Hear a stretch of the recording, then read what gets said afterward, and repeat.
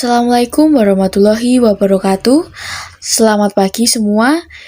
Yang saya hormati Bu Kofi selaku dosen pengampu mata kuliah strategi pembelajaran IPS, dan yang saya hormati Mas Bintang selaku mentor dari mata kuliah strategi pembelajaran IPS. Pada pagi hari ini, kelompok kami akan membahas dan mempraktikkan mengenai metode pembelajaran Take and Give. Sebelum itu, izinkan saya untuk memperkenalkan nama dari anggota kelompok, yaitu yang pertama ada Devia Ayu Ailena dengan NIM 2107416100022, dan yang kedua ada Eli Dwi Lestari dengan NIM 2107416100035. Memasuki slide selanjutnya, kita akan membahas mengenai pengertian dari metode pembelajaran Take and Give. Metode pembelajaran Take and Give merupakan metode yang dapat diartikan dengan mengambil dan memberi. Sehingga metode Take and Give adalah siswa mengambil dan memberi materi pembelajaran dari siswa lainnya yang berada di dalam satu kelas. Selanjutnya yaitu kelebihan dari metode Take and Give. Kelebihan dari metode Take and Give yaitu yang pertama, siswa akan lebih cepat memahami penguasaan materi. Hal ini terjadi karena siswa mendapatkan informasi dari guru dan siswa lainnya. Yang kedua, yaitu menghemat waktu pada saat pembelajaran berlangsung. Hal ini karena adanya penguasaan dan pemahaman siswa akan informasi yang dapat ditangkap dengan lebih cepat. Yang ketiga yaitu melatih kerjasama dan interaksi antar sesama teman. Dan yang terakhir yaitu meningkatkan tanggung jawab siswa.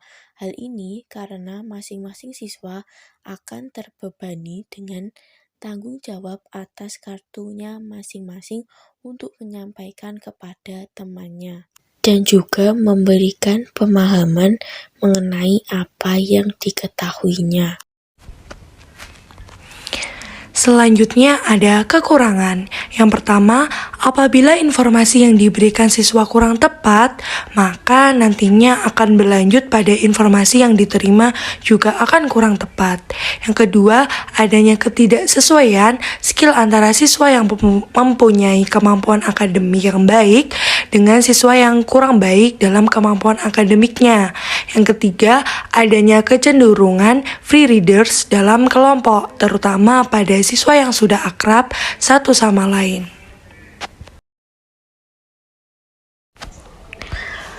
Selanjutnya adalah tata cara menggunakan metode pembelajaran Take and Give. Yang pertama, guru harus mempersiapkan media yang berupa kartu untuk digunakan sebagai media pembelajaran. Yang kedua, guru harus menjelaskan materi yang sesuai dengan kompetensi yang ingin dicapai. Yang ketiga, setelah melakukan penjelasan, guru harus memberikan masing-masing satu kartu untuk dipelajari atau dihafal oleh siswa. Yang keempat, semua siswa berdiri dan mencari pasangan untuk saling bertukar informasi. Dan tiap siswa harus mencatat nama pasangannya pada kartu yang sudah dipegangnya.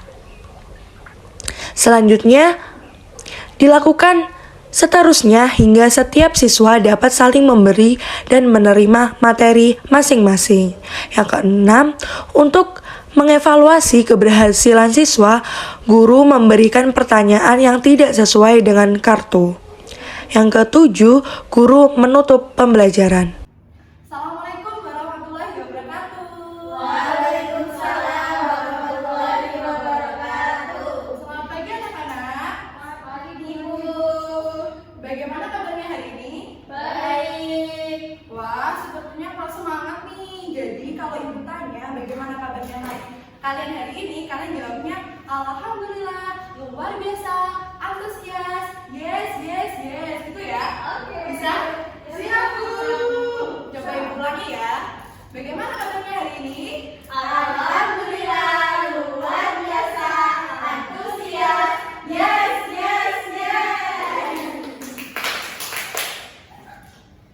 Baik, untuk sebelum kita mulai pelajaran pada pagi hari ini, kita berdoa dulu ya.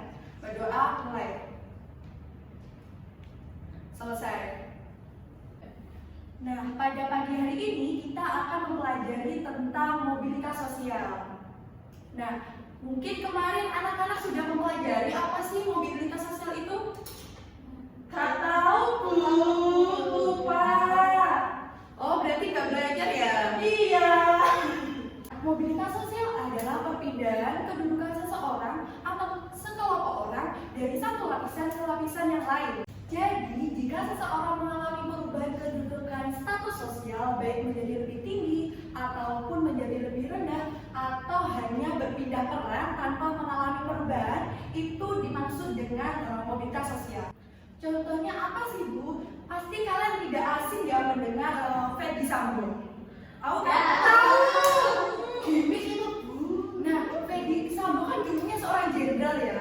Sekarang karena adanya kasus pembunuhan, maka Pak Ferdy Sambo itu turun jabatan atau dilepas jabatan menjadi seorang tahanan. Nah, perubahan dari seorang jenderal menuju ke tahanan itu dinamakan mobilitas sosial. Contoh lain, misal Mbak Mei merupakan bendahara ya. Nah, karena kinerjanya Mbak Mei dianggap baik, maka Mbak Mei yang dipercaya oleh teman-teman untuk dijadikan ketua. Nah, perubahan dari bendahara menuju ketua itu dinamakan mobilitas sosial.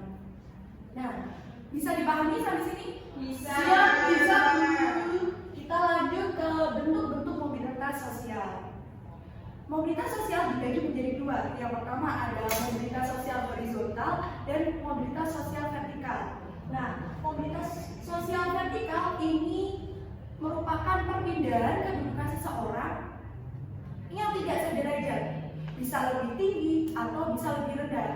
Nah, mobilitas sosial vertikal ini dibagi lagi menjadi dua, yaitu mobilitas sosial vertikal yang atas dan mobilitas sosial vertikal yang bawah. Yang atas itu terjadi karena adanya peningkatan. Jadi semula status sosial yang rendah berpindah ke status sosial yang tinggi. Misalnya seperti tadi Mbak Mei bendahara kemudian diangkat menjadi ketua. Contoh lain misal pegawai swasta diangkat menjadi pegawai negeri sipil. Nah, yang mobilitas vertikal yang bawah itu terjadi karena adanya penurunan. Yang seperti yang sudah Ibu jelaskan tadi mengenai kasus Pak Ferdy Sambo itu kan dulunya jenderal. Nah, karena ada kasus dia dilepas jabatan atau dicopot jabatan menjadi seorang tahanan. Nah, perpindahan dari jenderal menuju tahanan itu dinamakan mobilitas sosial vertikal yang bagian bawah. Mungkin ada yang tahu salah satu faktor dari adanya mobilitas sosial itu apa aja? Nggak tahu, lupa. Oke. Jadi kalau gitu saya akan menjelaskan sedikit ya nanti karena kita akan mengadakan game terkait mobilitas sosial ini. Oke, yang pertama itu faktor mobilitas sosial itu ada faktor struktural.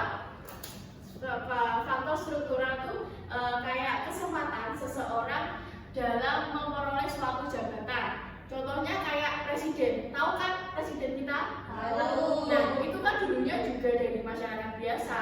Karena beliau memiliki pendidikan yang tinggi dan memiliki kemampuan yang mumpuni, maka beliau pun akhirnya dapat menjadi presiden. Nah, itulah salah satu contoh dari faktor struktural, karena di Indonesia sendiri kan faktor strukturalnya juga terbuka, jadi memudahkan setiap orang untuk memperoleh jabatan yang diinginkannya. Yang kedua yaitu ada faktor individu. Nah, faktor individu ini tuh di dalamnya ada sikap dan juga potensi. Nah, sikap ini kan setiap individu pastinya berbeda-beda. Selain itu juga potensi juga berbeda-beda apa setiap individu. Nah, itulah yang menjadikan seseorang tuh memiliki mobilitas sosial yang berbeda-beda. Nah, salah satu contoh dari faktor individual yaitu ada contohnya ada 2 orang siswa SD yang ini menuju ke SMP yang diinginkan. Nah, 2 orang siswa ini tuh yang satu potensi akademiknya lebih tinggi, namun yang satu potensi akademiknya yang kurang. Nah, sehingga pastinya kan yang diterima di SMP favoritnya pasti yang lebih tinggi. Nah, itulah yang disebut dengan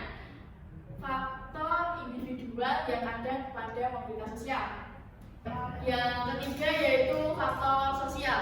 Faktor sosial itu kayak kita kan dilahirkan dari orang tua yang memiliki struktur sosial yang berbeda-beda. Nah mungkin kita ada rasa kayak nggak terima, mungkin ada yang kurang. Kita bukannya nggak terima, tapi kita ingin menjadi yang lebih baik nih. Nah faktor sosial ini tuh juga dapat mendorong seseorang untuk melakukan suatu mobilitas sosial yang akan menjadi lebih baik.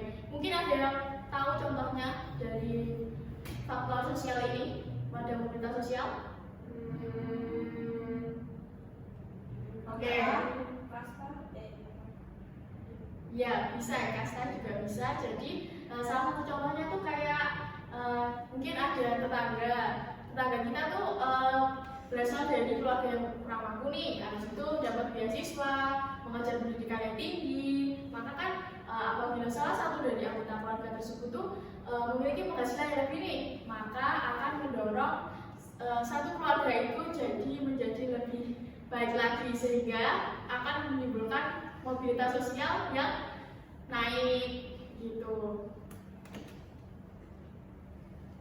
Yang terakhir, yang keempat, yaitu ada faktor pendidikan. Faktor pendidikan tuh penting banget loh ya bagi mobilitas sosial ini, karena dengan adanya pendidikan maka kita akan berusaha menjadi yang lebih baik lagi, karena dengan pendidikan kita akan memiliki pekerjaan yang lebih baik, mendapatkan pengalaman yang lebih baik. Maka dari itu pendidikan merupakan salah satu faktor yang penting dalam mobilitas sosial. Nah, pada kali ini kita akan membahas mengenai dampak dari mobilitas sosial yang positif. Nah, dampak mobilitas sosial yang positif ini yang pertama tuh kita dapat mendorong menjadi lebih baik lagi. Karena kan dengan adanya mobilitas sosial kita ingin mencapai suatu hal yang kita tujukan, sehingga kita akan berusaha untuk memacu diri kita agar menjadi kehidupan yang lebih baik lagi, seperti itu. Selain itu juga dengan adanya mobilitas sosial kita akan belajar untuk mendapatkan apa yang kita inginkan. Baik, karena materi yang saya sampaikan telah selesai dan saya berharap semoga kalian semua memahami apa yang saya sampaikan. Maka dari itu sekarang kita akan mengadakan game. Jadi gamenya itu take and give, yaitu memberi dan menerima. Contohnya ini nanti saya akan kasih kalian kertas. Nah, kertasnya nanti di setiap kertas ini memiliki submateri yang berbeda-beda. Jadi nanti kalian akan bertukar antara Mbak Mei maupun dengan Mbak Marsha, sehingga apa yang didapatkan Mbak Mei juga bisa didapatkan oleh Mbak Marsha dengan saling bertukar materi yang didapatkan. Jadi kalian akan memiliki porsi yang sama. Nah, misal Mbak Mei mendapatkan materi yang pengertian. Nah, Mbak Marsha mendapatkan yang bentuk-bentuk. Jadi Mbak Mei harus menjelaskan pengertian mobilitas sosial kepada Mbak Marsha, dan Mbak Marsha harus menjelaskan bentuk-bentuk mobilitas sosial kepada Mbak Mei. Begitu ya. Oke, baik, saya akan membagikannya dan saya akan memberi waktu 15 menit untuk kalian dapat menghafal dan juga mencermati materi yang telah kami berikan.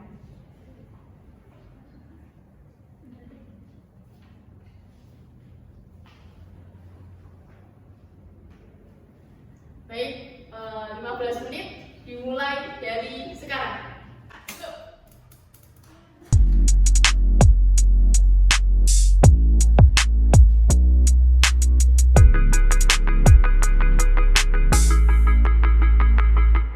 Oke guys, jadi waktu kalian telah usai dalam menyampaikan materi antar sesama teman kalian. Maka dari itu kami akan melakukan evaluasi apa aja sih yang kalian dapatin dari teman-teman kalian. Tadi Mbak Mei mendapatkan materi apa? Dampak Bu. Mbak Pipi mendapatkan faktor Bu. Nah, Mbak Mei harus menjelaskan apa yang telah dijelaskan Mbak Pipi tadi. Ya, Tolong dijelaskan. ya. Jadi tadi saya mendapatkan materi saya khusus dengan Pipi tentang faktor pendorong mobilitas sosial. Jadi yang pertama ada faktor struktural, individu, faktor sosial, ekonomi, politik, dan pendidikan. Nah, Mbak Pipi tolong dijelaskan mengenai apa sih yang tadi disampaikan oleh Mbak Mei kepada sampean? Tadi Mbak Mi menjelaskan tentang dampak mobilitas sosial. Jadi dampak mobilitas sosial ini ada tiga. Yang pertama itu mendorong seseorang menjadi lebih maju. Yang kedua percepat tingkat perubahan sosial, dan yang ketiga ada meningkatkan integrasi sosial. Oke, bagus sekali. Baik, untuk materi yang kami berdua sampaikan telah usai. Saya mengucapkan mohon maaf apabila ada salah kata, dan juga jangan lupa nih, minggu depan kita akan mempelajari mengenai dampak negatif dari mobilitas sosial.